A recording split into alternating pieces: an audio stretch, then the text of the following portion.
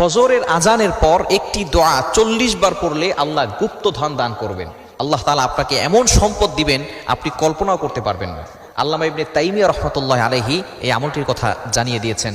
খুবই চমৎকার একটি আমল। এই ফজরের আজানের সময় কিন্তু আসমানের সকল দরজাগুলো খুলে দেওয়া হয়। এটা কি আপনারা জানেন? আজানের সময় সকল আসমানের দরজাগুলো খুলে দেওয়া হয় এবং আজানের পরে ইকামতের আগে এই মধ্যবর্তী সময় কিন্তু আল্লাহ তাআলা বান্দার দোয়াগুলো কবুল করে নেন। আর দোয়া লা ইউরাদ্দু বাইনাল আযানি ওয়াল ইকামা, আযান এবং ইকামতের মাঝখানে যেই দোয়া করা হয় সেই দোয়া আল্লাহ তাআলা কখনো ফিরিয়ে দেন না। ফজরের নামাজ হচ্ছে কয় রাকাত? 4 রাকাত, 2 রাকাত সুন্নত, 2 রাকাত ফরজ।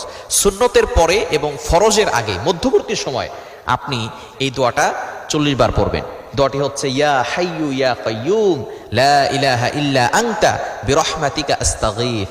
এই দোয়াটা আমরা অনেকে জানি না। ইয়া হাইয়ু ইয়া কাইয়ুম, আল্লাহ তাআলা 2টি গুণবাচক নাম। এই 2টি গুণবাচক নামই আল্লাহ তাআলার ইসমে আযম।